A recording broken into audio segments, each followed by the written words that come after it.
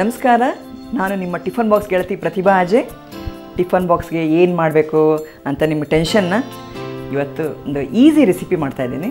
ಮೊಸರು ಅವಲಕ್ಕಿ. ಅದಕ್ಕೆ ಏನೇನು ಬೇಕು ಅಂತ ಹೇಳ್ತೀನಿ. ದಪ್ಪ ಅವಲಕ್ಕಿ, ದ್ರಾಕ್ಷಿ, ಹಸಿಮೆಣಸಿನ್ಕಾಯಿ, ಕಾಯಿ ತುರಿ, ಸೌತೆಕಾಯಿ, ಕೊತ್ತಂಬರಿ ಸೊಪ್ಪು, ಮೊಸರು, ಉಪ್ಪು, ಸಕ್ಕರೆ, ಒಗ್ಗರಣೆಗೆ ಬೇಕಾಗಿರೋ ಸಾಮಗ್ರಿಗಳು. ಫಸ್ಟು ಒಗ್ಗರಣೆ ಹಾಕ್ಕೊಂಡ್ಬಿಡೋಣ. ಸ್ವಲ್ಪ ಎಣ್ಣೆ ಹಾಕ್ಕೊಳ್ಳೋಣ. ಇವಾಗ ಎಣ್ಣೆ ಕಾದಿದೆ. ಸಾಸಿವೆ ಹಾಕ್ಕೊಳ್ಳೋಣ.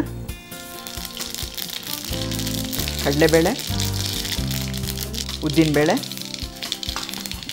ಬ್ಯಾಡಿಗೆ ಮೆಣಸಿನ್ಕಾಯಿ, ಹಸಿ ಮೆಣಸಿನ್ಕಾಯಿನ ಹಾಕ್ಕೊಂಡ್ಬಿಡೋಣ. ರೋಸ್ಟ್ ಆದರೆ ಚೆನ್ನಾಗಿರುತ್ತೆ ಒಗ್ಗರಣೆನೇ.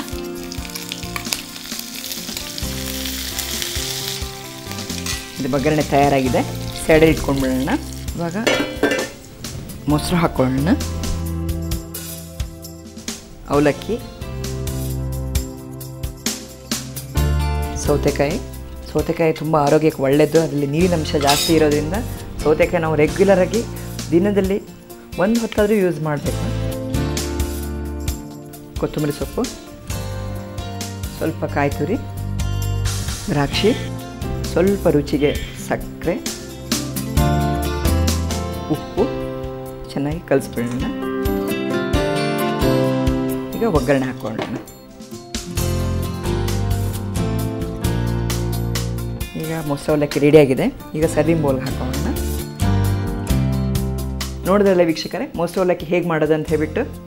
ಇನ್ನೂ ಹೊಸ ಖಾದ್ಯದೊಂದಿಗೆ ನಾಳೆ ಮತ್ತೊಮ್ಮೆ ಬರ್ತೀನಿ. ಅಲ್ಲಿವರೆಗೂ ನಮಸ್ಕಾರ.